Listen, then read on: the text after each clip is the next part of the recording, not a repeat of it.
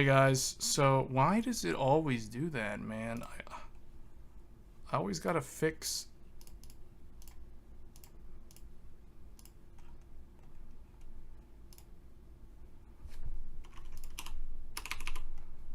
There it is. Okay. I don't know why I always have to update my, like, the info in the stream. Like, I don't understand why. Anyway, just put whatever. Okay, so there was an announcement. Everybody at this point already kind of knows about the announcement. RTX 4090. So GTC is happening this week. We talked about this on stream last, or actually, I think it was like more than a week ago. I think it was the last live stream I did, talking about PC DIY, upcoming new hardware releases. Was, I believe it was the 8th, so it was like Thursday the 8th of September. So here we are. You know, at the time on that stream, I said that we would be hearing about the 40 series. I said we were going to definitely hear about the 4080 and maybe the 4090. So it looks like I was right. And I even did say, oh, maybe the 4070. Now, when you look at what was announced, the 4070 kind of was announced. And we'll get into that because there's a lot of people that are kind of angry with nvidia about the way that they're marketing the Ada 104 and the Ada 103. Because as far as I know, if we look in here on their actual official webpage, so if we do, can we look at the full specs? I don't know if they give you the chip. I remember reading from somewhere. I don't know if it was, okay, maybe it was on this site. But I remember there was talk about the way that the Ada 103, 102, and 104, how those dies were allocated. So, yeah, if we look at this, so right off the bat, here, let me zoom in a little bit on here so it's easier for people to see if they're watching from, if they're not full screen the video or whatever. So anyway, Geforce RTX 4090, $1,599, so roughly $1,600 US. It's 22% more expensive in the European Union. From basically, there was another article on WCCF Tech talking about that. Why it's 22% more over there, I have no idea. But it is. So these are gonna be expensive. Like, these are basically, you know, like, bottom line is the pricing didn't really change too much if you look at it from the 30 series, because, well, it depends on how you look at it. But if we're comparing like 4080 and 4080 and 4090 with 3080 and 3090, it's kind of strange because, yes, if you compare 3080 to 4080, it is an increase in price. And by the same token, 3090 to 4090 is also an increase, but not as big of an increase because it is essentially $100 more. So it was $1,499, so $1,500 for the 3090. Let me see if I can open Paint here. You guys, if you guys are able to see this. Oh, is it not sharing? Let me see, how do I...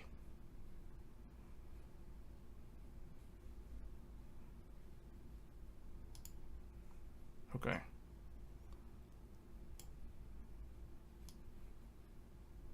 So let's just open this up a little bit. Actually, we'll just full screen it. And we'll move it down here. Well, we'll move it above this. Okay. So if we remember, we had 3090, and then we had 3080. And then over here, we have 4090. Well, I'll put it up here. because it's priced higher. And then we have something weird. We have 4080 16, and we have 4080 12. So if we look at this, the prices are what? We have 16. Well, we'll just use. Should I just go ahead and round it up? I guess that'll make it easier, right? So we'll round it up. So 1600, 1200, and 900. Okay. Versus 700 and 1500. Okay, so these are the sort of prices that we're looking at now for the 40 series versus the 40 series versus the 30 series. So the outgoing models versus the new models. Now I can already tell you, I kind of think the 3090 in particular has already been EOL'd internally. I can't confirm that. I don't have any leaks inside. You know, I can't really say with 100% confidence that that's the case. But I think the 3090, it's not the 3090 Ti, but the 3090 is already internally officially end of life. So this card over here, well, why is it not on brush? This card is already dead. Like, it's already, you can't, so if you buy one of these at whatever the sale price is now, you know, whether it's like $1,100 or whatever it is, it's probably a bad deal, and I wouldn't recommend it. So there's a lot of reasons not to buy the 3090. The 3090 in particular. Remember, I'm talking about the 3090, not the 3090 Ti. That's a different story. We're going to talk about that card in a little bit, because it's an interesting card. And what's funny is I remember when the 3090 Ti was announced earlier this year, back in CES, and then it went on sale like in March. It was almost like a meme. It was an internet meme. You know, the guy did the whole spiel about it and said, and one more thing, RTX 3090 Ti, and he held it up like that. So 3090 Ti is still going to be around for a while.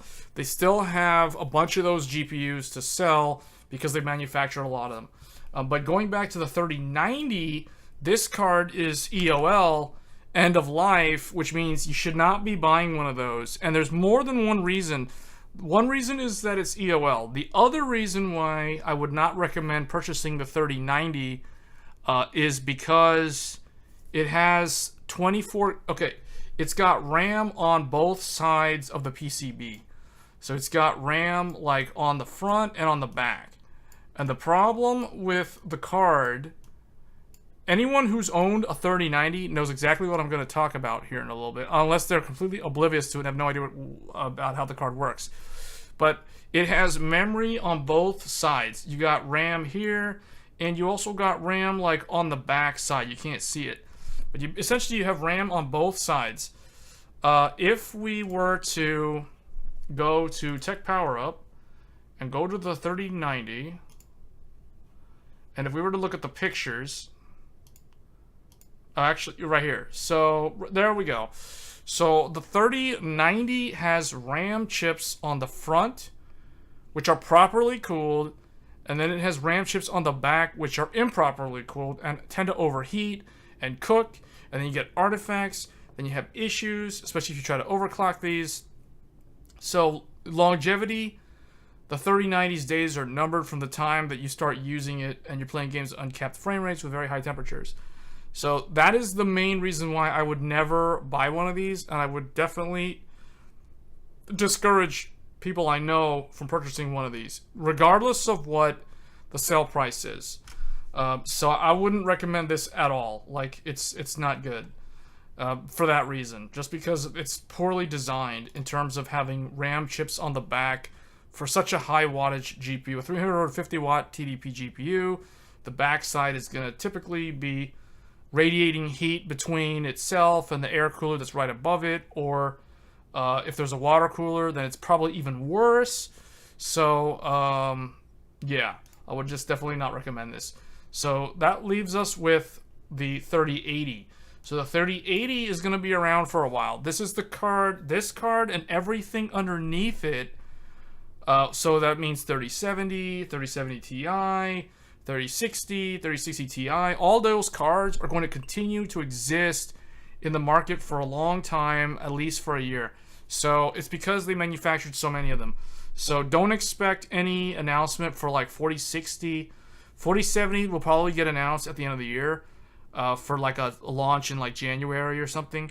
But 4060 is probably not going to show up until like March, February at the earliest, maybe. I don't know. Sometime in Q1, it will be announced. The thing is, when they announce it is going to determine how many 30 series cards they're able to sell, basically dupe people into buying because they've purposely priced these new cards so high, basically to create incentive, create artificial demand and justification in people's minds to go ahead and buy like a 30 series GPU instead of a 40 series GPU.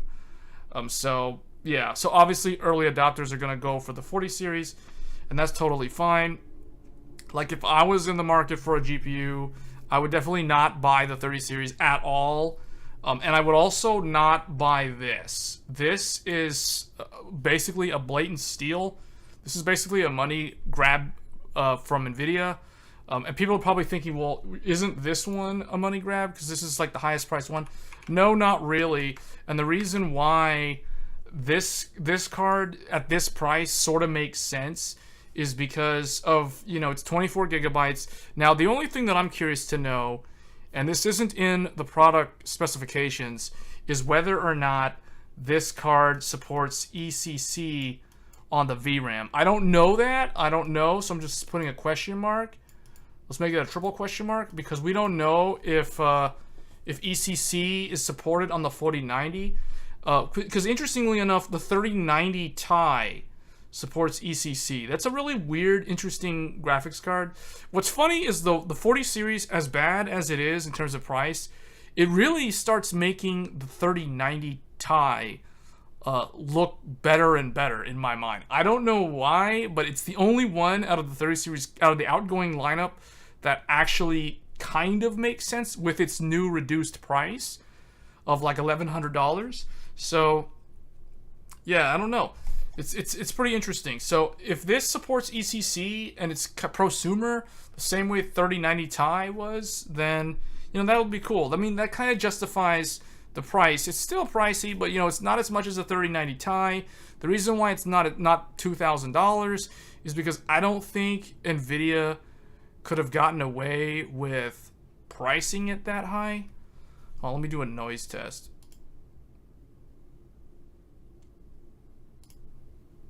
So, hold on. Let me see if I can hear. Hold on. Okay. So that's what I just wanted to make sure that people could hear me. But yeah, so 3090 Ti is kind of an interesting card. But the other cards at the top, so like 3080 Ti, 3090, you know, those cards are kind of dead. It's like 3080 Ti is probably going to also still be around for a while. That's the really weird card, because it's kind of like it's the top of the gaming stack, because 3090 and 3090 Ti are more like prosumer cards because they have so much VRAM and they were really expensive.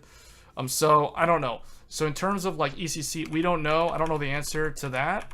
So I'll just remove that. But basically, what I would say is this is the card that you want to avoid, because this is not actually a 4080. This is actually a 4070. A lot of people are saying that this is a shouldn't be labeled as a 4080, and I agree, because I think this card, the 4090, is an Ada 102, and then this one, the 16 gigabyte, I believe, is an Ada 103. And then I don't know what this... Okay, this card is probably an Ada 104. So if that's the case, then they really shouldn't be calling the 4080 12 gig a 4080 because it's a different chip. It's a first of all, it's a 192-bit bus, which means it's basically going to be weak sauce as it gets older.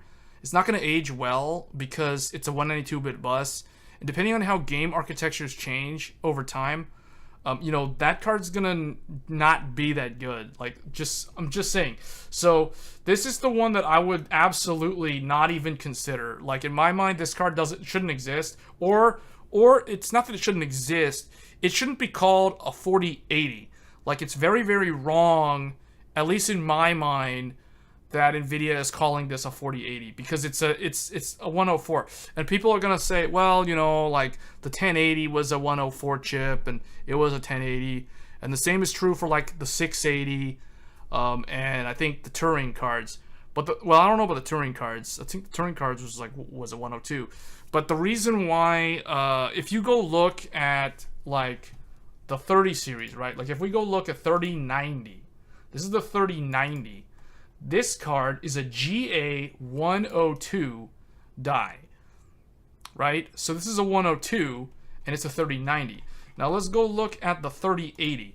So the 3080 is look at that. It's a GA102. So technically, this is a cut down. This tells me that this is a cut down 3090, right? So, and that's okay because it's cut down and they're using a different number and it's much cheaper in the MSRP. So in that regard, it's justified. But if you look at this, what they're doing is they're essentially like calling 104 a 4080, just like the 103, assuming that is a 103. I'm not 100% sure if these are 103 and 104. They might be 104 and 104, I don't know. But if you look at the spec sheet on nvidia's site, like the actual official specs, like this is weird. Like, this card is a 192-bit bus, which is very, very weak. Second of all, it's got way less CUDA cores than the 16GB model. So it's really a strange looking card. Like, just on paper alone, like on the specs alone, it's kind of strange because so they say varies by manufacturer, which means there's no Founders Edition 12GB version, which I think he did say in the presentation. But it's kind of strange. And then the other thing too was there was a PowerPoint slide, which I forgot exactly which article had it, but I think was it this one? There was one slide. Yeah, this slide. This is a very interesting slide. Oh, people can't see because why is this still open? There we go. This is what I wanted to show. Actually, real quick. So basically what I was saying was this is a GO2. 3080 is a GO2, and 3090 is also a GA2. So basically they're the same die, but the 3080 is a cut down version. Whereas I think the 4080 12 gig is a different chip entirely. I think it's like it's way smaller, meaning it's not a cut down, and it's got way less CUDA cores, and it has a 192-bit bus. So it's like very different than the other 4080, if that makes sense. What I'm saying is, to me, the 4080 16 gig could be a cut down variant of the 4090. So in that regard, it could be justified. But looking at the CUDA core count, the CUDA core count is significantly lower than the 4090, which makes me believe that the 4080 16 gig is a different chip compared to the 4090. So I kind of think these are all different chips. Like, this one is like the 4090 looks like a GA, like an Ada 102. The 4080 16 looks like a Ada 103, and 4080 looks like 4080 12 is probably a GA 104 or an Ada 104 chip. Hey Mateo, welcome to the stream. Yeah, we're going over. Remember I said on the previous stream, like, nvidia was gonna announce 40 series, and here we are. Here we go. So we're at it again. So yeah, I'm just kind of a little bit trying to make sense of all the confusion, because I think a lot of people out there that were anticipating this announcement were kind of expecting different results from what we actually got from the presentation. So yeah, essentially what it looks like is there's two 4080s, but in reality it's more like one of them is a true 4080 and the other one is a fake 4080, or more like a 4070 in disguise, if that makes sense. And the key is the 4080-16 has a 256-bit memory bus, which is typically in line with their 80 class cards. And we can prove that looking at, you know, like the 3080, for instance. This is a 320. But, well, actually, 30 series is weird because that was very, very compute heavy. If we look at, like, 2080, 256, it's 256. And if we look at 1080, I know that one's 256. 256. So typically their 80 class products are 256-bit on the memory width, the bus width. So see, this one, the 16 gig, matches what I would expect for an 80 series product. Now the 12 gig, in my mind, is a fake. It's not a real 4080. It's actually a 4070 because the 192-bit bus is not typically what you'd see on an 80 class card. And I think that's why there's so many comments on like different articles or on different YouTube videos that have covered this content, all complaining about the 12 gig being labeled incorrectly, or it shouldn't have that, carry that label. So, you know, it is what it is. I don't consider it a real 4080. It's worse than like the 1066 gigabyte and the 1063 gigabyte, meaning the 1063 gigabyte and the 1066 gigabyte are closer in what they actually are and how they perform compared to these two 4080 cards. These two 4080 cards are going to perform significantly different in terms of their rasterization performance. And you can tell because the CUDA core count's different. More importantly, the memory bus is different. And of course, the memory amount is different. So, yeah, it's kind of frustrating. It's really, really strange. The thing I was going to say here was this slide is actually, I think this is the true key in giving us the info that we're looking for. And the thing is, what I would look at is the games that you see on the left actually matter. This is NVIDIA actually giving you the correct expectations so that people can't complain and say that they were false advertising. Because, so NVIDIA Racer RTX, that means nothing because there's no way for us to objectively compare these results. Cyberpunk, they're saying Cyberpunk 2077 with new RT overdrive. Well, obviously the 3090 Ti doesn't even support that, so you can't even compare that objectively. And then Portal with RTX, again, you know, that's supposed to show like the ray tracing performance, but again, in the footnotes down here, they're saying that they're using DLSS. So it's DLSS 3.0 versus DLSS 2.0 and RTX Gen 3 versus RTX Gen 2. So again, in my mind, this is, I mean, technically the Portal looks okay, the result, but it still seems very obfuscated. Pseudoscientist is the 4080 10 gig.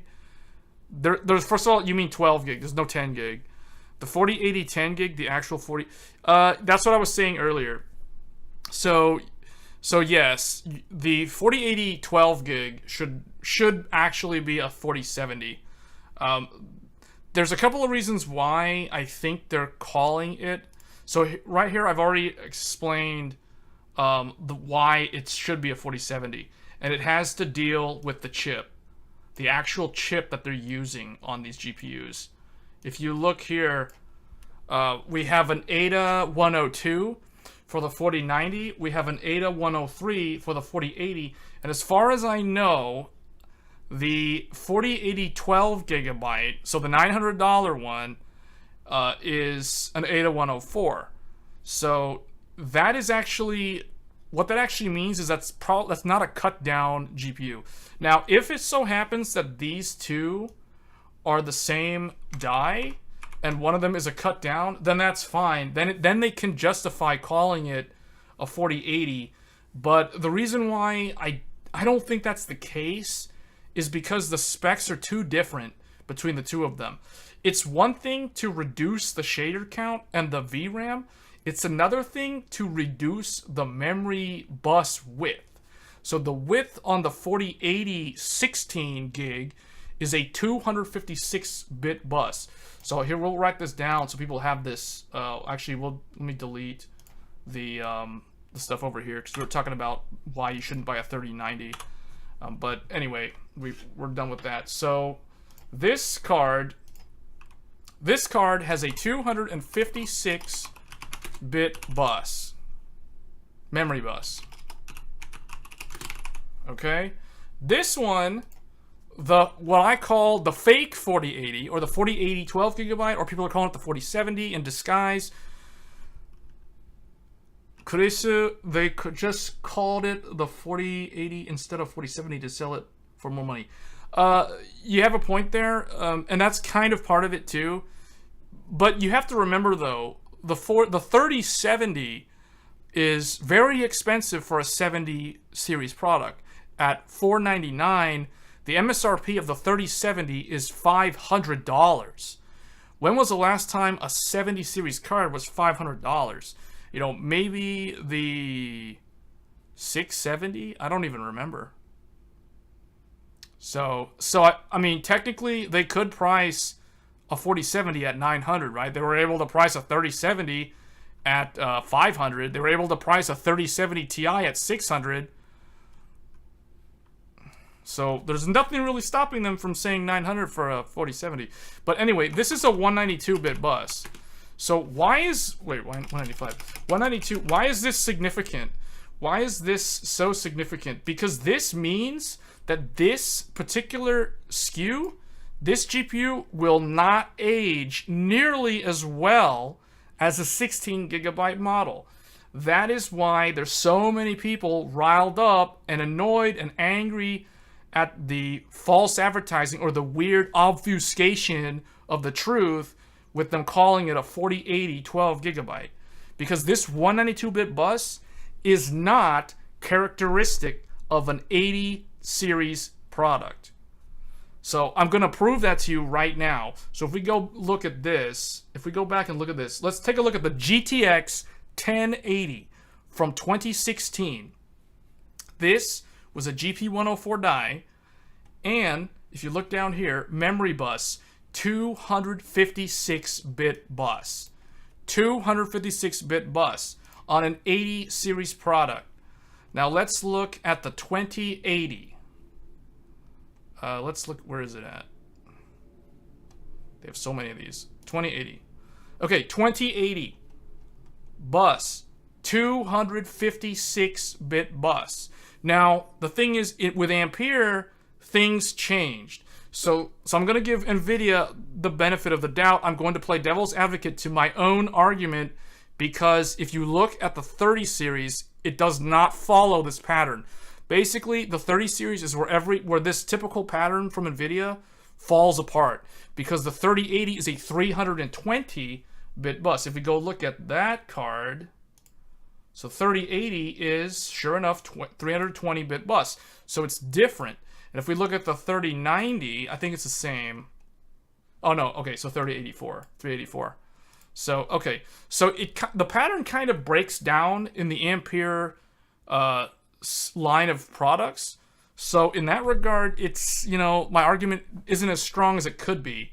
Because of Ampere, it's kind of a weaker argument. But the fact is, they're still charging almost $1,000, like $900. You can already tell, I can pretty much guarantee everybody watching this stream that the AIB cards, like the Asus Strix 4080, all that stuff, even though they have not announced their pricing, I can guarantee you those cards are going to be more expensive than $900.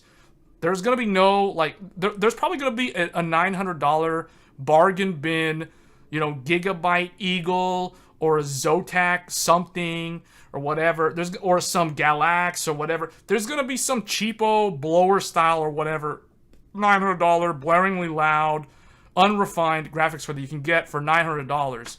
I'm sure at some point, not at launch.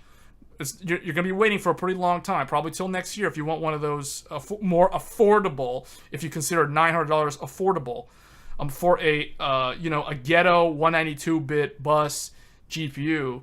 Like, I don't know about you guys, but I don't really feel good about like forking over almost $1,000 for a 192-bit bus. Keep in mind, this is the same bus that's on a GTX 1060. So think about that for a second. Let that sink in. So I would definitely not recommend this card. This card basically doesn't exist. To me, in my mind, this card is dead. I won't even consider it. So, but I know some people are not going to be able to afford, like this thing or let alone this. So it is what it is. It's kind of annoying. But the thing is, we already knew this was going to happen. You didn't need to watch a leaker. You didn't need to read any leaked articles. All you had to do was listen to the replay from NVIDIA's last earnings call. And in that earnings call, Jensen Huang literally said that they're going to seed out their new products and they're going to layer them on top of their existing product stack. And what did they do today? They literally stacked 4090 and 4080 and the fake 4080 all on top of the 30 series, because what they do with the 30 series? Well, they shrunk them all down. They dropped the price on all of them. And then this card is basically EOL. Don't buy it. Even if you can find it for a good deal, don't buy it. It has VRAM on the back side of the PCB, and it can overheat, and the card won't live very long for that reason. So this card is basically another card that's dead to me. The only like 30 series card that still makes sense, and people are gonna think I'm crazy for saying this, but the only graphics card from NVIDIA from the 30 series that makes sense is none other than the 3090 Ti. The 3090 Ti is the only one worth getting at this point, because you're getting 24 gigabytes of GDDR6 and it supports ECC memory. It actually comes with ECC memory. Now, I don't know if the 4090 will include ECC memory.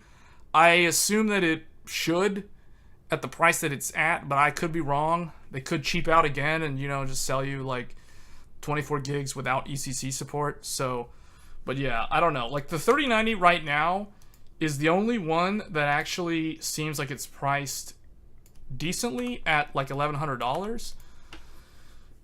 Which is kind of sad that I'm saying that, because that's still a ton of money. But we're in a really, really messed up state right now. Like the mining, the scalpers, everything drove prices up, and then they kind of artificially stayed higher than they should be. And that's not because of scalpers. That's because of mining crypto crashing, and then like having so many excess 30 series inventory. So yeah, but anyway, 3090 is EOL, so just forget about this card. It doesn't really exist. They're not making it anymore. But they're still probably manufacturing these, because they have a lot of them, well, they're not manufacturing them, but they have a lot of inventory to sell. Via Dragon 4080 is in November. It'll be out in November. So 4090 is October 12th, and 4080 is sometime in the first half of November. We don't actually know the day yet. But yeah, that's what I wanted to say. Now the other thing, let's go and look at this real quick, because this is the thing that I think a lot of people should be well aware of. So they actually showed the performance. We actually know how these cards stack up. And if you guys remember my last live stream, I was talking about expectations for the performance. How will these new RTX 40 series cards stack up to the existing 30 series? So if you look here, Resident Evil Village, Assassin's Creed, Valhalla, The Division 2, I don't know about the Warhammer game, maybe, and the Flight Simulator is obfuscated because, I don't know if they're using DLSS 3 versus 2 or whatever, but that's kind of messing everything up. So the more people sell RTX 3060s, 3070, it's like crazy. Yeah, 3060 and 3070 are going to continue to sell for another year. They have a year's worth of inventory that they have to get rid of. So what that means for anybody watching, if you're hoping for a 4060 or a 4070, you're gonna be waiting till next year, because they're trying to force you. Basically, what NVIDIA is trying to do with this strategy is they're trying to force your hand. They're trying to force you to buy a 30 series GPU. So they've literally called checkmate on the consumer, and you basically lose no matter what you do. You either fork over an enormous amount of money to buy either a fake 4080 or a real 4080, or you fork over even more money for the 4090, and then have buyer's remorse when they announce the 4090 Ti next year. So, you know, you're doomed if you do that. On the flip side, you're doomed if you buy last gen, you know, because who wants to buy last gen when it's already 2 years old and, you know, like, you don't really have any better options. So you're doomed if you do, you're doomed if you don't. That's basically the situation that nvidia has put you in. Like, there's no positive out of any of this. Like, I think the only positive is I don't know. like we get to see, you know, the third iteration of DLSS. But even then, like, here's the thing about DLSS 3.0. I will say this. I'm someone who doesn't really care about upscaling technology, because literally at the end of the day, all DLSS is it's a fancy way of saying upscaling. It's literally just upscaling the imagery of the game. And you're able to get better performance because you're upscaling rather than you're rendering native resolution. Now, the thing is, DLSS 3.0, if DLSS 3.0 is dependent on hardware-specific changes brought with the 40 series cards, then what that means is that if you buy a 30 series GPU, you cannot use DLSS 3.0. It is not backwards compatible. It is different. It makes use of the newer it makes use of the newer shader generation that they're using. Basically, there was one point in the presentation, I forgot what exactly it's called, but it's the thing that he's, like, in the presentation, he talked about the 40 series has this new type of shader that can basically execute out of order shading. It can do out of order shading, which is kind of like what CPUs can do, out of order execution for processes. That, I think DLSS 3.0 requires that. And if it does, it will never work with the 30 series cards because they just don't have that feature. It's a hardware limitation on the 30 series cards. So again, that goes back to what I'm saying. You're doomed if you buy 30 series because you miss out on all these new features. They sure know how to make money of people. I wonder what the Black Friday sale price. I don't think it'll get any, like, honestly, I don't really see it going that much lower. This is the way I see it. Here's my take on this. If I was to oversimplify the 40 series for everybody who doesn't really know too much about how the technology works, I'll tell you this. The RTX 40 series is basically a repeat of the RTX 20 series. So the 20 series was not that much faster than the 10 series. Again, here we are with the 40 series versus the 30 series. The same thing is going to happen. The 40 series, at the end of the day, when you look at pure rasterization performance, which is true FPS, not DLSS FPS, not ray tracing FPS, real pure FPS, Counter-Strike CSGO FPS, Final Fantasy XIV FPS, these type of games that do not use any of these gimmick features. If you look at 4080 versus 3090 Ti, right here, it's right here in front of us. Resident Evil Village. Look at this. 3090 Ti defeats the fake 4080. And it looks like the true 4080 is about 25%, maybe 20 to 20. That looks like that's not exactly half. So that looks like 20% faster than the 3090 Ti. You only buy something 12 gig? Why? That's why I don't buy something that only... in my opinion, 12 gig is not enough. 12 gig is not enough. For 4K, it's not. Especially not for the future. People sell TI like crazy and no one cares anymore.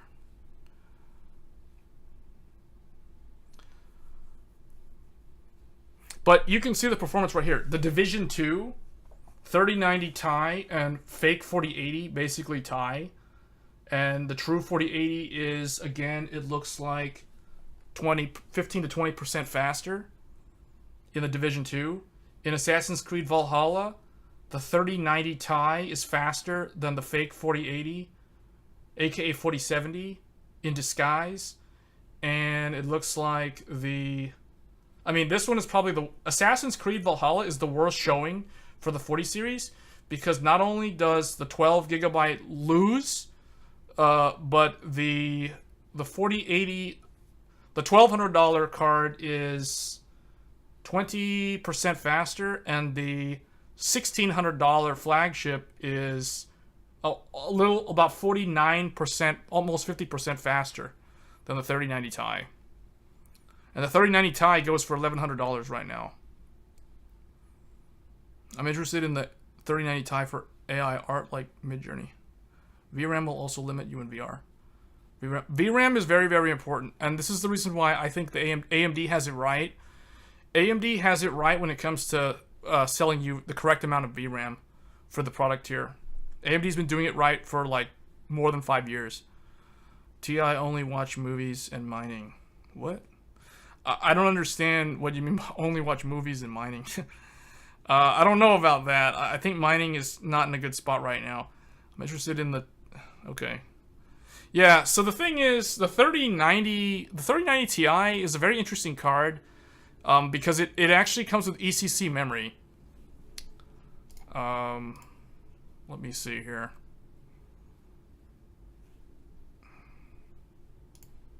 So if I...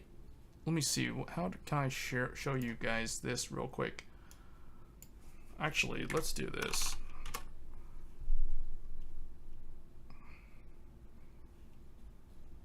Oh, I don't want to update that right now. But what I'll go ahead and do is... Can I share... Which screen is that? Video control panel. Okay. So you guys can see right here, I don't know how well this is showing up on screen, but I am showing my NVIDIA control panel so people can see what I'm actually using. I, surprise, surprise, am using an NVIDIA Geforce RTX 3090 Ti. This is what I'm using on my personal computer right here, paired up with the AMD Ryzen 5800X. So this is a 3090 Ti. Okay, so the cool thing about this GPU is that it comes with ECC memory. Let me move this down so you guys can see it, so that the comments don't get blocked. 5800X. Yeah, so this is a 3090 Ti. So this card, I know because I'm proving it right here, because I'm using it myself, comes with ECC memory and 24 gigabytes of memory. So, like, okay, if you're me and you have one of these, there's no reason to upgrade. Like, upgrading is absolutely pointless. You know, there's only, what is it? Okay, the 4080 12 is like weaker than what I'm using. Not all the time. It's not always weaker. In some cases, like, they'll trade blows.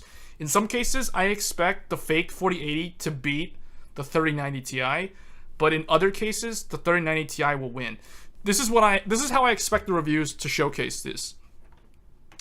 When the reviews go live, I think what's going to happen is in older games that do not support DLSS, that do not support ray tracing, you know, games like Final Fantasy XIV, you know, older games, you know, BioShock Infinite, whatever, any of those old games, Tomb Raider Reboot, Rise of the Tomb Raider, you know, whatever, games like Overwatch, those old games, I can pretty much say that the 3090 Ti will probably win most of the time.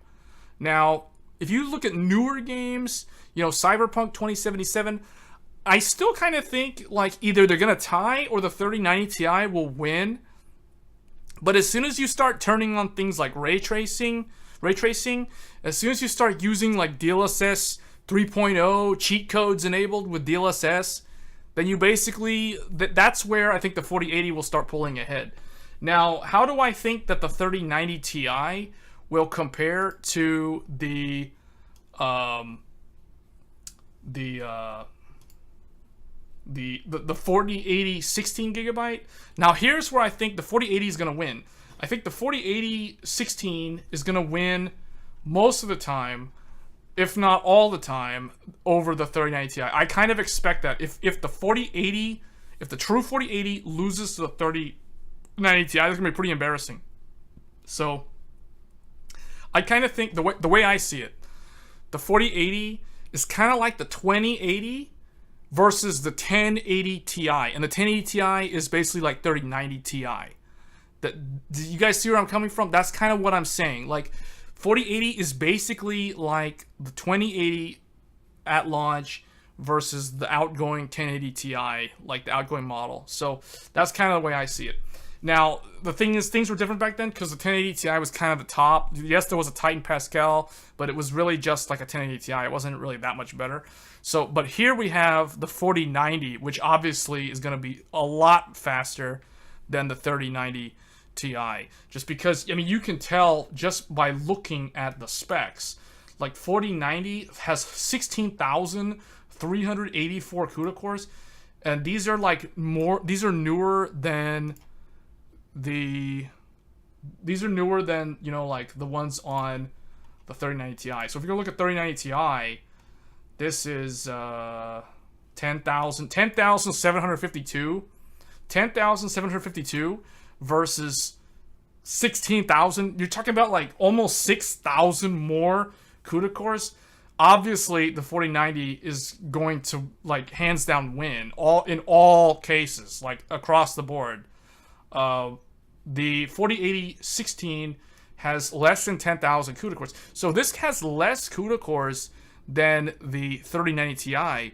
But even though there's less, these are newer, so I expect these to perform better. They're more efficient, they have better IPC. So I expect this card to still be faster than the 3090 Ti, even though it has less CUDA cores. But this card, so this 4080-12, only has 7,680. So this is a lot less. So this is the card that I think is going to basically trade blows depending on the title. The older the game, the more likely the 3090 Ti will win. The newer the game, the more likely the 4080 12GB will win. So it's kind of, that's how I expect that to go. So those are my predictions. I hope they make sense to people watching. Just because what I'm doing here is I'm kind of tempering your expectations. Don't expect these cards to just straight up like, because Nvidia was saying like, oh, it's 2 to 4 times faster. But, they didn't tell you what that actually means. Like, what is that metric, right? They're talking about things like DLSS 3.0 versus 2.0. They're comparing RTX third gen RTX versus second gen RTX. Like, those are, I mean, technically, yeah, that's a valid comparison. But, in terms of how do you quantify that to someone who doesn't actually know how the new product performs, like, it's very, there's a lot of weird mixed messaging with that. So the reality is, I think this slide in particular gives us a very good window into what to expect with the actual rasterization performance. Pay attention to the 3 games on the left here. So Resident Evil Village, Assassin's Creed Valhalla, and The Division 2. I think these 3 games are basically the canary in the coal mine in telling you what the rasterization uplift is going to look like compared to the 30 series cards. Just hoping it's somewhat easy to score a 4090 Strix or FE Day 1. Oh, it's not going to be easy. It's going to be just like any of their product launches. So, like, the 1080 was very hard to get at launch. All of them were hard to get in the first month. The 30 series was just terrible, though, because even though Ethereum's dead, it doesn't matter. It's still going to be hard to get them. because you have to remember, like, 10 series was very hard to get. The 1080 was very hard to obtain initially. And I think that was the time when NVIDIA screwed over AIBs the worst, because they priced the Founders Edition cards $100 over MSRP, making it much, much harder for the AIBs to justify pricing their products, you know, not just above MSRP, but above the Founders Edition $100 markup. So, you know, they weren't too happy about that. So even you order it because so many people waiting on the list.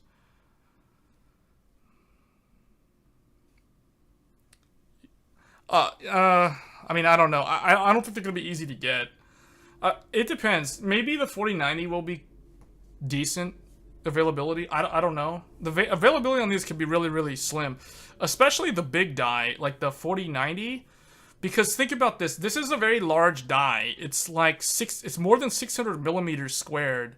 So that means that the yields are going to be low.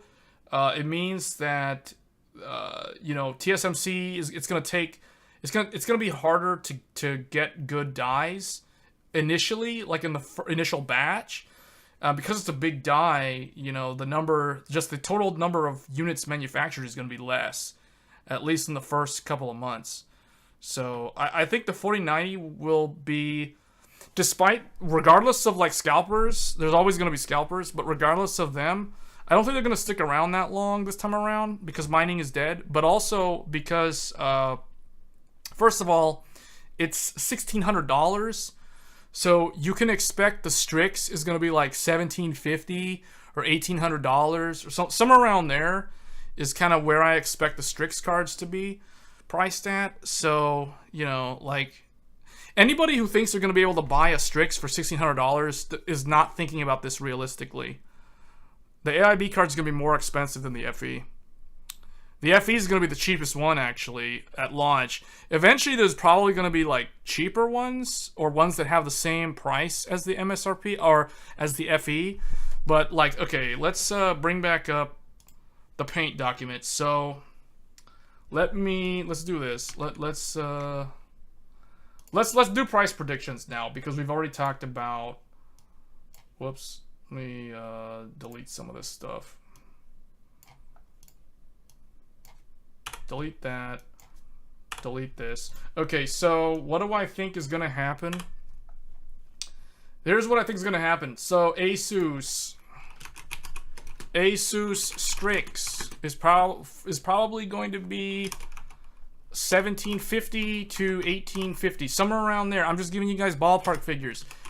Asus Tough, and guys, I don't know if this is true. I'm just completely, you know, this is all an estimate. I don't talk to anyone in industry about this. I don't have any insider knowledge. This is not an official price from Asus, and it's not like a leak or anything. I'm just telling you what you can expect to budget for if you actually want one of these. So I'm gonna say right now, somewhere around $1,750 to $1,850 is gonna be the Asus early adopter tax. For the Tough, it's probably gonna be $1,650 or $1,649. You know, something like this. I'll go ahead and call this 49, somewhere around there. This is kind of where I expect these to fall, and I'm talking about the 4090. This is all 4090 pricing.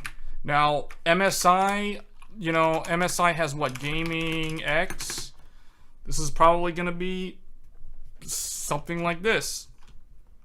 Starting at, you know, $1749, maybe $1699. Maybe not the Gaming X, but one of them is going to be like that, and they're going to have like a Gaming Z, which is going to be like $1799 or something like that. Like, these numbers make sense, right? You subbed? It should show up. I should have my alerts turned on. I hope it shows up.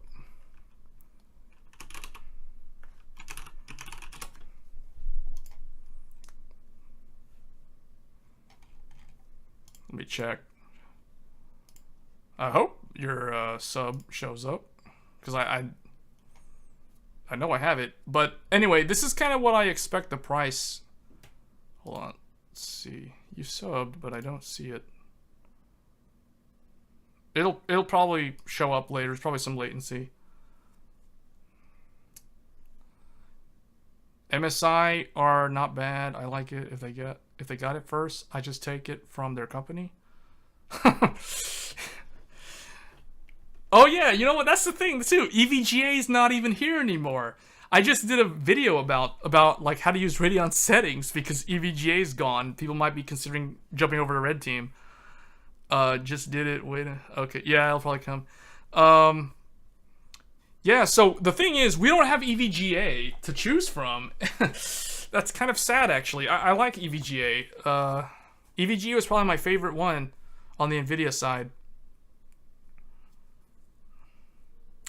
I don't think EVGA made the best products, but they had the best support.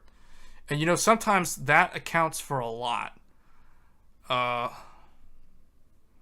rather have a water block on a 4090 than a thick air cooler. So I'm the complete opposite. I don't like water cooling because I know some people that have had issues with radiators leaking after like 2 years. I personally have never had any issues with leaks, and I used to run AIOs, but I currently run everything air. So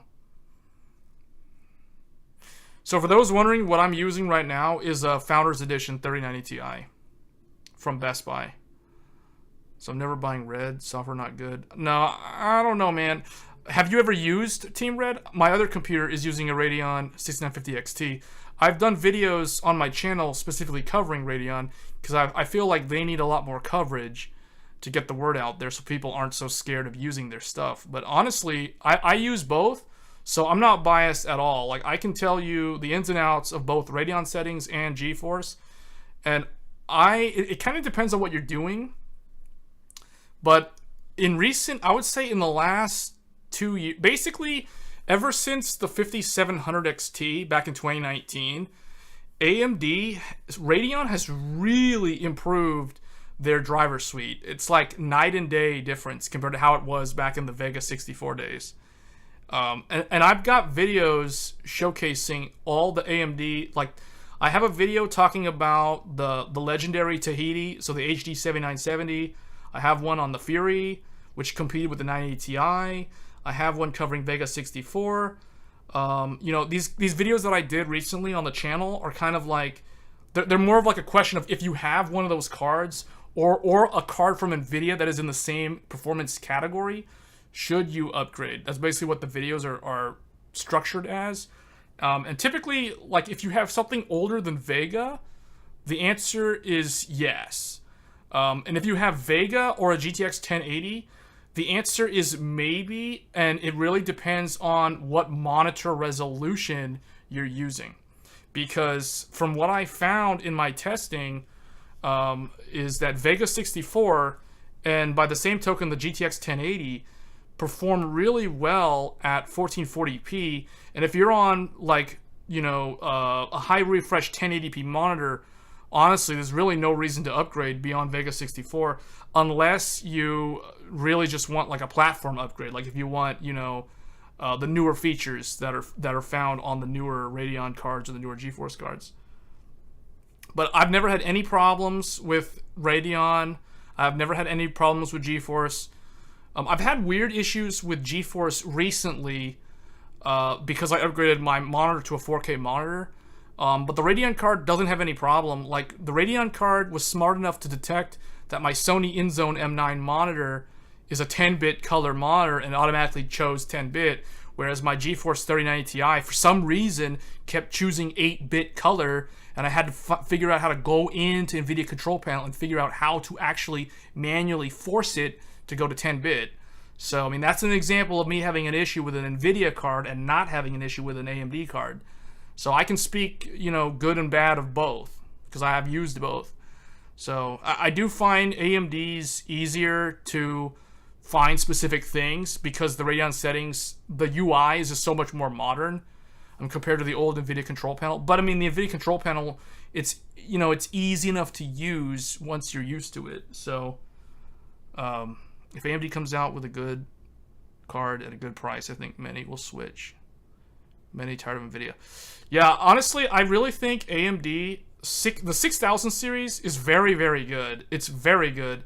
You get 16 gigabytes of memory for the card that competes with the 3070 Ti. You know, let's just kind of go over this real quick here, just to educate people, because I don't know how much people know about the two of them.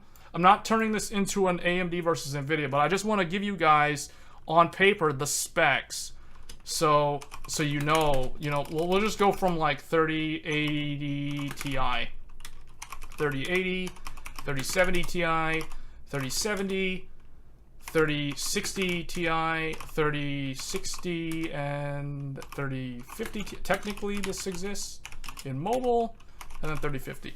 Okay, and then we'll give you the... So let me tell you guys the memory. Let's see if I recommend all these from... Or let's see if I have these all committed to memory. So this is 12. This is... I know there's a 12, but not at launch. So I'm going to say this is 10. This is 8. This is also 8. This is... I think this is 8. But I might be wrong. This one is 12, which for some stupid reason, I don't know why. And then I don't know or don't really care about this one. I think this is 8, and I think that's also 8. So let's see. Let's go look at AMD, because here's the thing. I think people are going to be surprised when they see what you're capable of getting on the AMD side. So let's look at this. 6900 XT, 16 gigabytes straight up, 16 gigabytes. 6800 XT, 16 gigabytes. 6800. Guess what? 16 gigabytes. 6700 XT. Guess what, guys? Equal to, you guessed it, 3080 Ti, 12 gigabytes. 6700. Guess what? 10 gigabytes.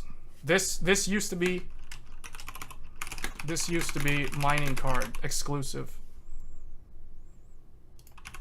This used to be a mining card exclusive. It used to be like a Sapphire card that they started selling it to gamers. And then there was the 6600. This is, I believe, 8. And then 6600 is also 8. And then 6500 is... This is where I don't really know. So this is where I kind of forget.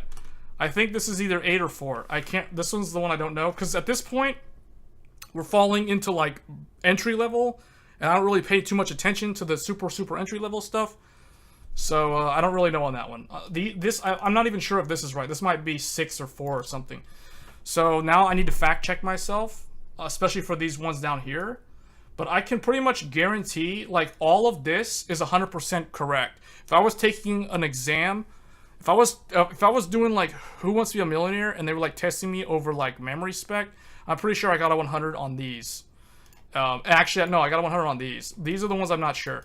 But here's the thing. So 12 gigs on a 3060, to me, doesn't make sense because the card is weaker than these cards. So my question is, why?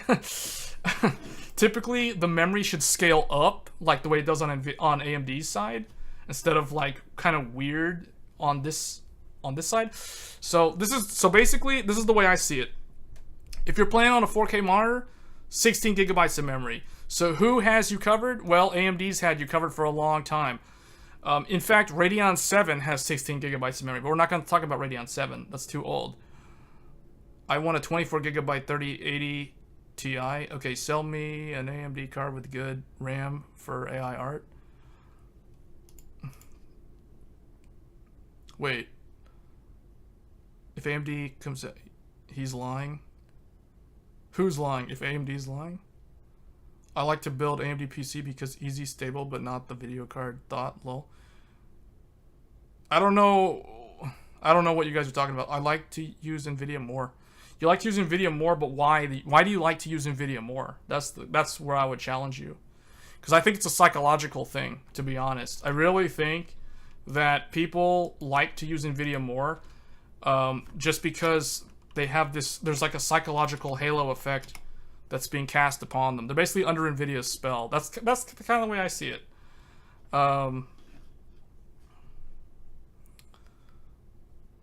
So, I mean, what else is there? So we've talked about the outgoing models. I like more because it's mining. More because it's because you're doing mining. Mining's not really profitable right now, though, so I don't really know if that's. I mean, I'm not saying that it's not going to come back. Mining will make a recovery, and it will ramp back up, but it's not going to be in the next couple of quarters at the earliest.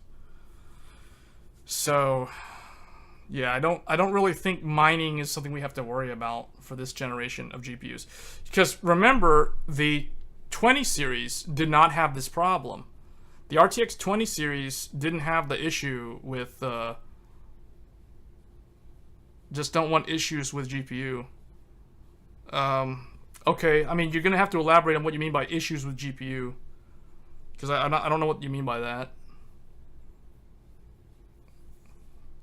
Because if you're talking about like hardware problems can happen regardless of what AIB card you're using, right? That's not the GPU manufacturer's fault. That's more so the AIB, the add-in board manufacturer's quality is what that is. So I'm not sure what you mean by issues with GPU.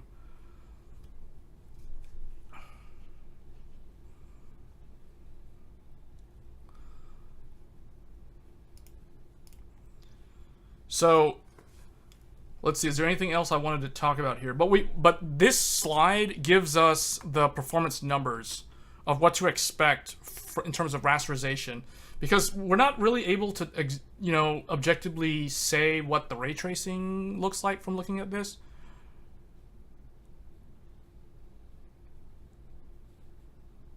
Cortex split. You mean okay? You're talking about Cortex. So I know who that is. Cortex spilt the beans that AMD have weak software.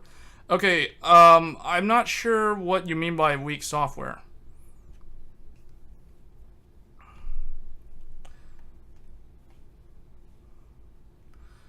But anyway, regardless, so we know now what is coming down the pipeline from NVIDIA. We also know performance expectations from NVIDIA, from this slide in particular. And, honestly, looking at this, it really just looks like 20 series versus 10 series all over again.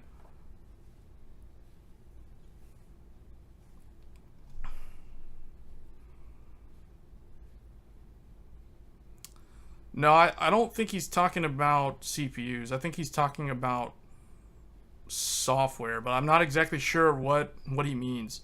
Said they get black screen, you lose everything, can happen more than once. See, okay, I don't know what... Okay, I've covered this in my previous video on why I think people get black screen issues. I honestly think the reason why people... And keep this in mind, that I have been using AMD cards for more than a decade, and I've never had these so-called black screen issues that people talk about. And I think the reason why people are getting black screen issues is because you can actually overclock and undervolt your Radeon GPU from within Radeon's settings. You cannot do that with NVIDIA Control Panel. In fact, you can't even do that with GeForce Experience. NVIDIA doesn't allow you to overclock or undervolt your GPU from within their official software. In contrast to that, AMD does allow you to overclock or undervolt. So you can basically tweak, you can mess with the fan profile, you can do all this stuff from within AMD's official software. So I think what's going on with these so-called black screen issues is people are going into Radeon settings and they're undervolting the GPU, and they think that their GPU is 100% stable, when in reality, they have now made their GPU unstable. It may work fine, watching YouTube videos, but as soon as they start playing a game, the game might be okay for like 30 minutes, an hour, whatever. But at a certain point, a load transition happens, voltage droop, boom, black screen. Because guess what? They're unstable. They went and undervolted their GPU, and they don't really know how to test for stability. They just read something on Reddit, and they're like, oh, you can cut your power consumption by undervolting the GPU. Undervolt your GPU. And then guess what? They run into black screen issues because they have an unstable undervolt or overclock. It doesn't matter. I think the vast majority of these so-called driver issues with AMD are because AMD lets you overclock or underclock or undervolt or overvolt your Radeon GPU right from within their software. And I think that's the reason why people have these issues. I think, guys, take it from me, I have been running Radeon cards since WoW Vanilla since 2006, and I have never had these ridiculous problems that people complain about. I have zero interest in overclocking, but here undervolt. Undervolting, I never undervolt because you're not guaranteed for the GPU to be stable. I don't do it. I don't care what people say. Oh, you cut power. No, I don't care. Maybe reduce the power limit or run it in a second BIOS that runs at a lower power limit. But I'm never going to undervolt because I don't believe it. It's like, to me, it sounds like some kind of fake religion. Undervolting. It's some cult. I don't believe it, so I don't do it. And guess what? I don't have any of these problems, right? So my GPU is 100% stable. Doesn't matter if it's Team Red or Team Green. So yeah, I don't buy it. I think it's people tweaking with stuff that they think they know what they're doing, or they read something and they think it's easy enough, but the reality is they don't do it right, they mess something up, then they complain and say that it's a driver problem, when it's actually they made their hardware unstable. Yeah, if all you do is you buy a GPU, you put in your computer and you set it and forget it and let it run stock, it doesn't matter if you're using AMD or nvidia, they're both going to be the same. They're both going to be the same. I've been using both of them, and I don't have these problems people talk about. It's not that hard, guys. It's really, really not that hard. AMD's cards are really not that bad, and NVIDIA's cards are really not that great. I'm not saying NVIDIA's bad. I'm not saying AMD's great. I'm just saying that people thinking AMD's bad don't know what they're talking about, and people thinking NVIDIA is the be-all, end-all, the greatest on the planet also don't really know what they're talking about. So both ways of looking at both companies, I think, is way overrated and way overblown.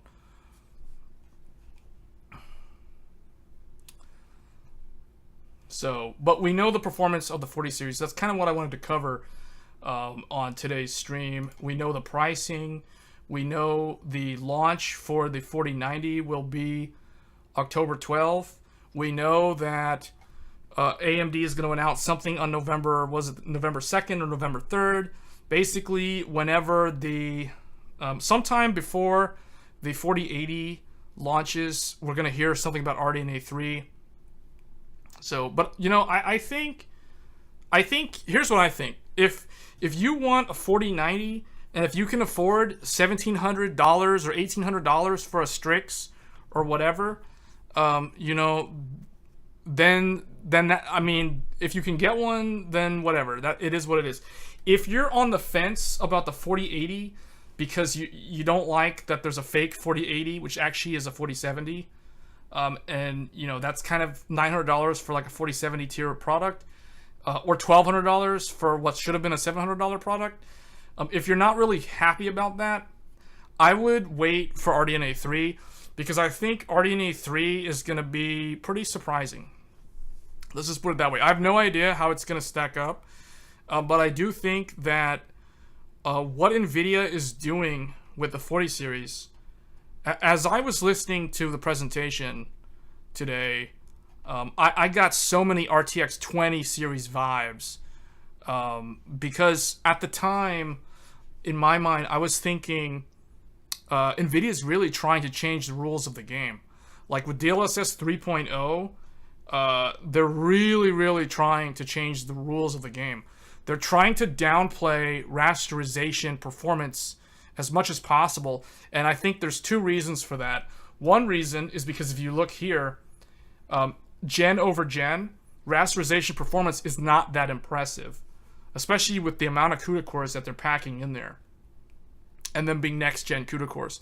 The other thing is they are kind of weary of what AMD's RDNA 3 is going to do, because otherwise they would have called the 4090 a Titan, and they would have called the 16 gigabyte 4080 a 4090. That's basically what they would have done if they were highly confident that AMD would not be able to contest them at the top end of the stack. But I think if we consider that the 6950 XT is basically the 3090 in rasterization, then, you know, at the same token, that means that if nvidia is able to get, you know, if we just look at, for example, Assassin's Creed Valhalla is 50%, 4090 is 50% faster than the 3090 Ti.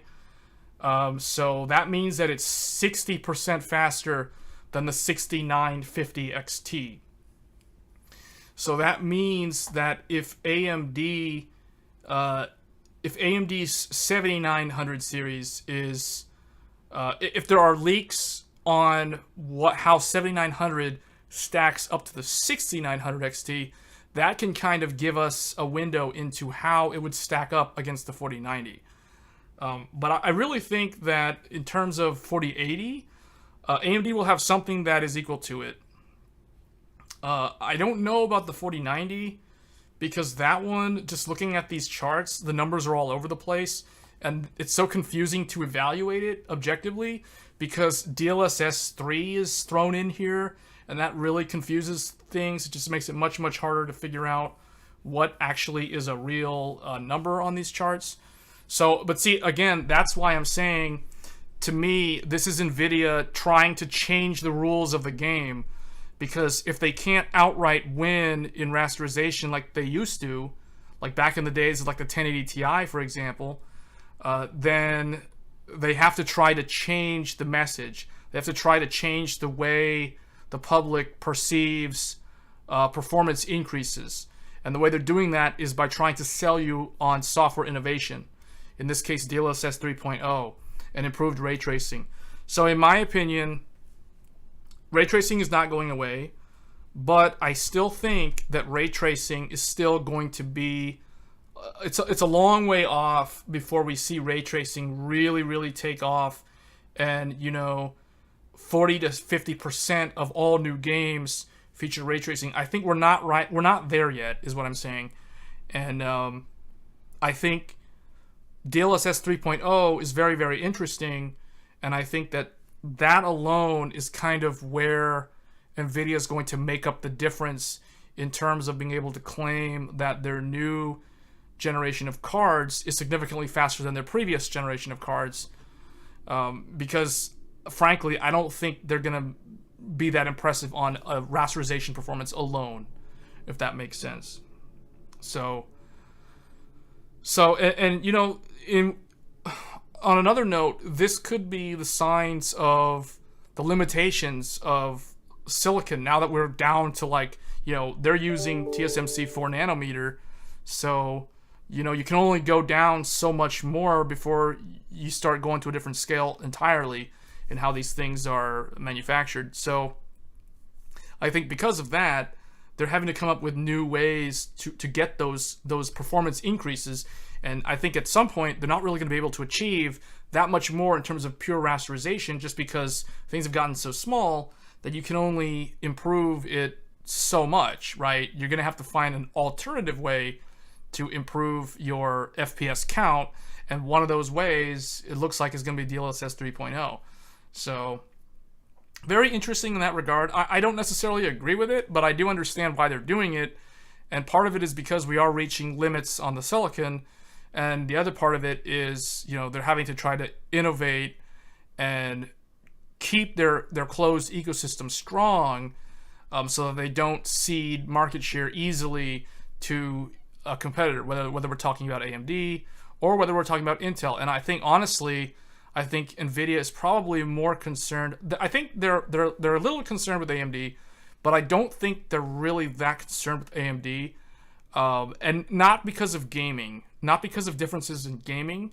I think they're more concerned with what's going on in the enterprise market, what's going on in the data center, what's going on in, professional workstation, video production, film production, game development. These are the areas where NVIDIA is historically very, very strong. And the average gamer has no visibility into that. They have no idea of how deep NVIDIA's roots go into that ecosystem and how closed off that is for any competitor like AMD to come in and just kind of uproot that, right? So I think that is probably where they know they're very strong, and AMD's definitely not able to contest them nearly as strongly as they are in gaming. So regardless of what people think of AMD in the gaming world, the reason why NVIDIA is very, very strong isn't so much the gaming world anymore. It's more so in the production and the professional world is where NVIDIA is very, very strong. And I think the moment AMD or Intel is able to contest NVIDIA in that realm, then NVIDIA is really going to take their competitor seriously. Because if you look at data center, AMD has the MI Instinct, but NVIDIA still has CUDA acceleration. NVIDIA still has a lot of like inferencing models and a lot of like different core way. Like basically, if you actually watched the full GTC presentation, all the stuff that was talked about today after the first 20 minutes was all about self-driving cars, AI, production, video production, automation, robotics. All these areas is where NVIDIA has diversified themselves into what I call that closed-off ecosystem that makes them very, very strong, and it's very, very hard for a competitor to come in and just kind of like push them out of the way and like buy my GPUs instead, or buy my SoCs for your self-driving cars. It's very, very hard for someone to come in and do that. So I think I think that's why, going back to what I was saying about Intel, I think they're more concerned with Intel in the long run, because Intel could do things to them that AMD is not capable of doing. For example, Intel is very, very strong in mobile. So there's nothing really stopping Intel from cutting a deal with laptop manufacturers saying, hey, if you buy our Intel 13th Gen Raptor Lake mobile CPU, I'll cut you a deal and I'll give you an Intel Arc mobile GPU for, 90% discount, right? So, and they're going to be buying those in volume anyway. So there's nothing stopping Intel from doing that, provided they're able to get enough scalability in terms of production from TSMC. And I think that's going to be the limiting factor for Intel's GPUs initially. It's going to be the limited capacity on TSMC's manufacturing line. So, but this is where I think NVIDIA is a little bit afraid, is because once Intel starts getting their GPUs out in the market, and regardless of how they perform, as long as they're decent, they don't have to win. They just have to be decent. And, Lenovo, MSI, Asus, Gigabyte, Dell, HP, all the laptop manufacturers will basically start putting Intel Arc discrete GPUs paired up with Intel CPUs, because Intel will cut them a volume discount deal to seed the market, to force GPUs into the consumer market that way. They'll be able to do that, right? They can do that. It's going to take some time, but I think that's going to really, really put a big dent in NVIDIA's stronghold in the GPU market on the consumer side. Intel has big dreams of being an enterprise in data center, but I think that they got to do the baby steps first. They have to do like the consumer market first, so that they can then prove themselves and then migrate into the data center or expand into the data center with GPUs. So yeah, I know there's a lot of rumors about Intel getting out of GPUs. I think those rumors are kind of like, Yeah, I'm not going to try to say that they're true or false. I'm just going to say that I think that a lot of that was probably something that an executive at Intel said, and it may have been elaborate or, like blown out of proportion or taken out of context or whatever. But I really don't see Intel leaving GPU because it's way too big of a market, way too big of a TAM for them to miss out on. And I think if they want to stay relevant and find ways to grow revenue, they really should go into GPU. So in my mind, regardless of how much it costs initially to get over that learning curve, I think it's something that they have to do.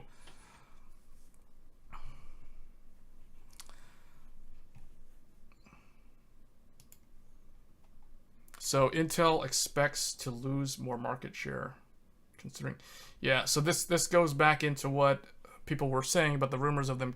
So because they killed off Optane, but I don't think they're going to be killing off GPUs. It's too early to say they're getting out of GPUs. AMD Zen 4 socket.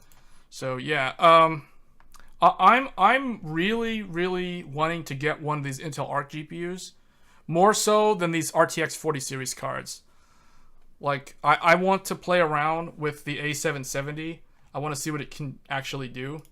So I really want one of these. Like, I want one of these more than any of the RTX 40 series cards. That, and it'll be way easier to get in terms of affordability. I don't know if it'll be easy to get in terms of availability. But I don't know. I don't think that scalpers are going to target this product. I feel like this is going to be kind of like flying under the radar, and it shouldn't be too hard to get unless the production run is so small, like the volume of these cards is so limited that it ends up being very hard to get because of supply being so low. You wish AMD was closer. I have zero interest in overclocking here. I don't want to do anything. I wish AMD was closer. So, yeah, basically what I plan to do for those that are following the channel, let me see if that follow came through. I don't see, for some reason, I don't know why it's so slow to update, but somebody did follow earlier, but that was 4 days ago. But basically what I want to run is I want a Ryzen 7000 series CPU with an X670E motherboard paired up with an Intel A770 GPU. I want an AMD CPU plus an Intel GPU. As weird as that sounds, that's exactly what I want.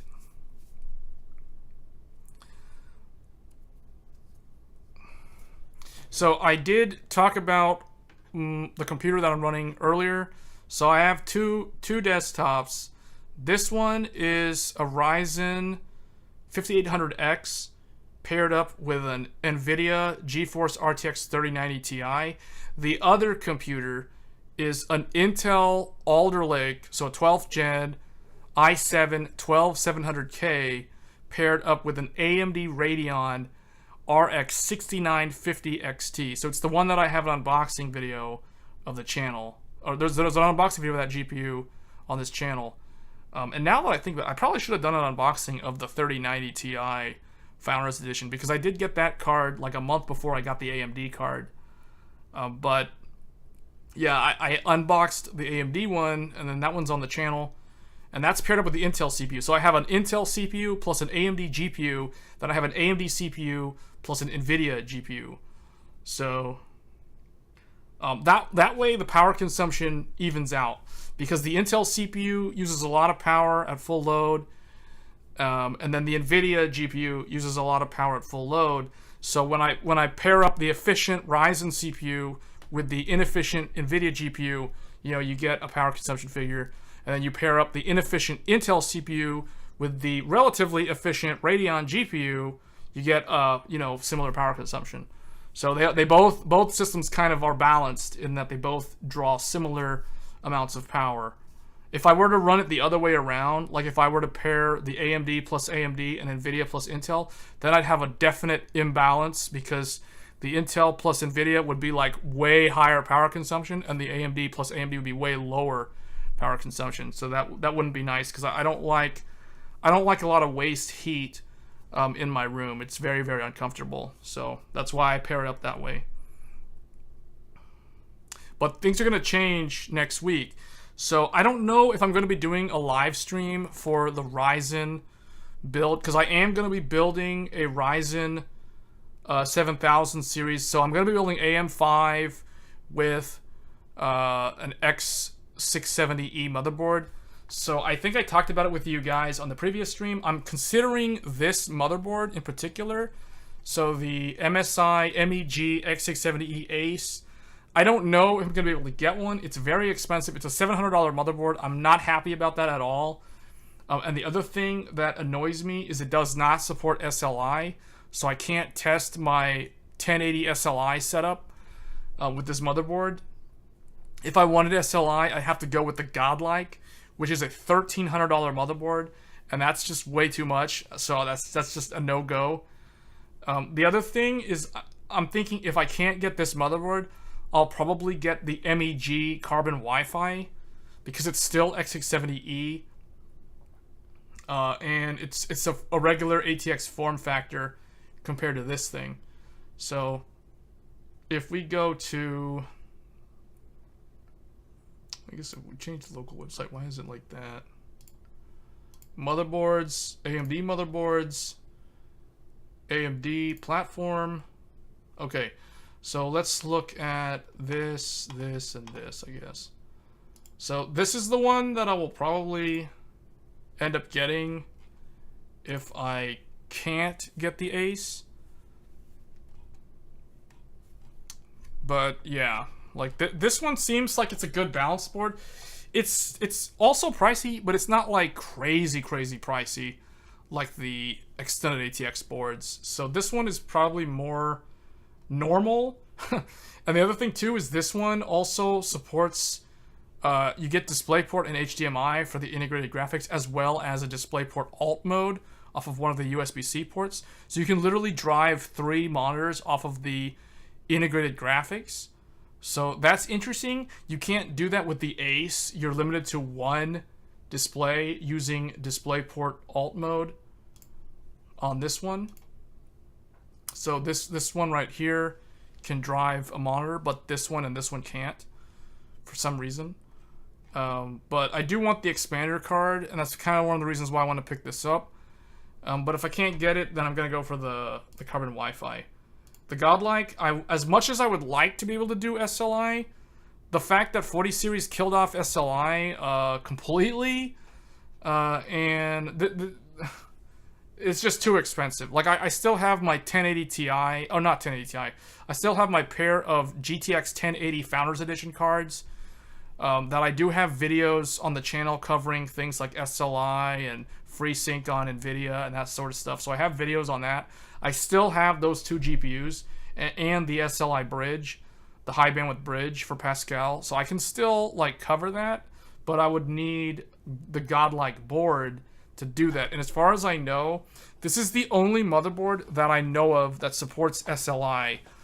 If you're on Intel, SLI is even more dead, because it's even harder to find like an SLI board that works. I think like only the most expensive, I think the Z690 Unify, and then there's like one Ace, I think the Extreme, the ROG Maximus Extreme, I think supports SLI. But other than those, like, I don't really know how to do SLI on Intel, because the motherboard manufacturers don't want to pay NVIDIA the licensing fee for the SLI enable key. So yeah, I mean, apparently MSI paid for the license key from NVIDIA, but only for the Godlike, and I guess they're going to charge $1,300 for it because it's the only one that has SLI. So that's very, very disappointing. But, you know, it is what it is. SLI is kind of dead. I just kind of like to toy around with it every now and then with my old Pascal GPUs. But, yeah, SLI actually did work pretty well up until the end of days for it, you know, like where it was eventually killed off last gen, basically. It was basically delegated to NVLink, which is better, but there was less support for NVLink in the consumer space. So it became more of like a production only thing. But the thing is, if you're doing like video editing with things like DaVinci Resolve, you don't even need SLI to utilize multi-GPU. You basically use it just like how you would use multiple AMD cards. So, SLI, again, is absolutely pointless at that point. So it's unfortunate, but yeah, if I can't get the Ace is my top pick for AMD 7000 series motherboards. If I can't get this one, I'm probably going to go Carbon Wi-Fi. If I can't get the Carbon Wi-Fi, then I'm probably going to try to get the BioStar Valkyrie, assuming Micro Center even has one.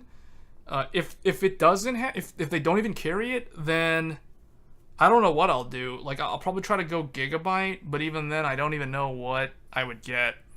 Asus, to me, kind of priced themselves out of the market with Intel's 12th gen last year, so I don't really consider Asus anymore for anything, really. I just think that they're too expensive for pretty much everything. The other thing, too, is I couldn't use my Noctua cooler on the Strix motherboard for Alder Lake, so I wasn't too happy about that.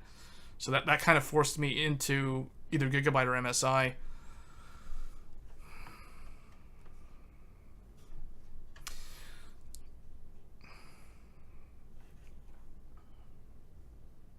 Alright, well, I think the stream is kind of winding down. I don't really see any more comments. People have gotten real quiet. Yeah, that's kind of what I expect. I really want an ARC graphics card. And I definitely want to pick up the new AMD platform next week when they're available a week from today. So stay tuned for that. I'm definitely going to be doing videos on AM5 and Zen 4 and X670E. I will be testing the new platform with the RTX 3090 Ti. So if you're interested in seeing how the new AMD CPUs perform with the current flagship from nvidia, stay tuned for that. I will also be doing AMD plus AMD, so I will then change out the 3090 Ti for the 6950 XT, and we'll be covering it with that graphics card as well. I want to see if they've made improvements to things like DPC latency. I want to see if they've made improvements to like the wake from sleep, the S3 resume, and USB-C, and see if those things have been improved. It'll be interesting because I think ASRock has a X670E board that has Thunderbolt 4. So if I can't get the Carbon or the Valkyrie or the Ace or whatever Gigabyte one there is, I may end up getting the ASRock board that has Thunderbolt on it, so we could test Thunderbolt on AMD. I don't know what exactly I would test it with. I haven't really thought that far ahead yet, but that's going to be interesting because that means that's the thing about ASRock. ASRock tends to be the one that puts the weird out of left field things on the motherboard that no one expects. So, but I do think that this is going to be a very, very good semi-prosumer chipset, at least X670E, because you get a lot of PCI Gen 5 lanes, which it's kind of like Intel's HEDT from, the days of Haswell E, Broadwell E, like that kind of thing, where they used to like lock you down to 24 or 28 lanes, depending on the SKU. You'd have to opt for the more expensive Intel CPU if you wanted the full 60 lanes. Or the full 58 lanes, or whatever it was back then, I forget. But this is kind of like that because you get a lot of Gen 5 lanes. So, remember, every one Gen 5 lane is equal to 2 Gen 4 lanes. So you get a lot of Gen 4 connectivity. So in that regard, I can kind of see why they're not selling Threadripper on the consumer side. But at the same time, part of me still wishes that they offered Threadripper, like the non-Threadripper Pro, the quad channel version, not the 8-channel memory, but the quad channel version. Basically the successor to the Threadripper 3960X, right? Like that's kind of what I was wishing for last year, but it never showed up, so I ended up buying Intel's Alder Lake because I couldn't get a Threadripper. So But we'll see. I think Zen 4 is going to be very interesting. It'll be interesting to see like how it performs overall, like at full load, all core boost versus single core versus like 2-thread or whatever the intermediate boost algorithm sets it to, you know. But it's gonna be fun times because finally we have essentially an AMD CPU that finally has its fully unlocked potential, because it's finally allowed to go Super Saiyan 3. Because, you know, the reason why Zen 3 was kind of limited wasn't because of the CPU, but it was actually because of the socket. The socket power on AM3 or AM4 prevented it from pulling, you know, above like what was it, like 140 watts. So your 12 and your 16 core Ryzen 9s couldn't actually achieve their full potential because they were power limited on the socket. So those issues have been resolved with, well, they're not really issues, but they're really limitations of the platform. But those limitations have now been removed with the new platform. So we'll be able to see what Zen really looks like and really stretch its legs. So I think it's going to be interesting. Yeah. And I guess that's all I had. So if there are no other questions, just looking through the chat. So we did have a pretty good discussion earlier on. But I don't really see any more comments. We kind of covered what I wanted to say on 4090 pricing, 4080, and the 4070. But yeah, I think that's pretty much sums it up. Still waiting for that announcement for ARC availability. And we don't know when the 4080 will be officially released. We just know it's November. I would say it's somewhere between now and November 15th. But again, I don't know the actual date. So, and I don't know if that's subject to change or whatnot. But yeah, I think that's basically all I wanted to say for this stream. So if there aren't any more questions, I'm probably going to call it for today's stream.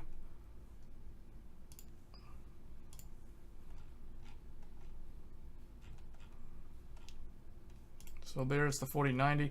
So anyway, guys, we do have viewers, but if nobody has anything else to discuss, then I think we'll leave it at that.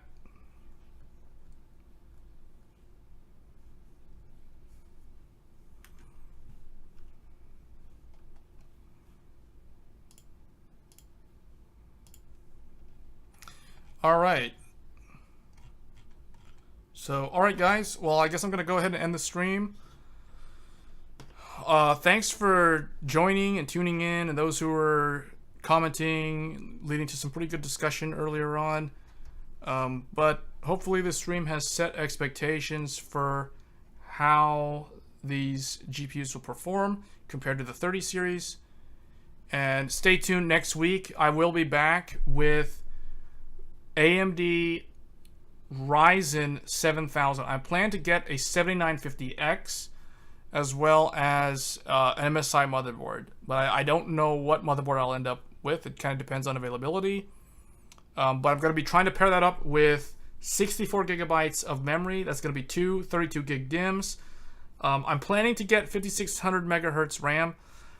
Maybe if I can get 6000 megahertz, I will try to get it, but I don't really care about it because I think all the 6000 megahertz RAM, mega transfer RAM right now is higher. It's overvolted. It's basically 1.3 or 1.35 volts. And I don't really want to run my memory beyond 1.25, which is JEDEC spec. So I'm planning to get G.Skill Flare X5 5600 mega transfers at CL30 if I can find them. If I can't, I'll just get XMP-based G.Skill Ripjaws because they have the exact same primary timings. So anyway, guys, that's going to be it for me for this stream.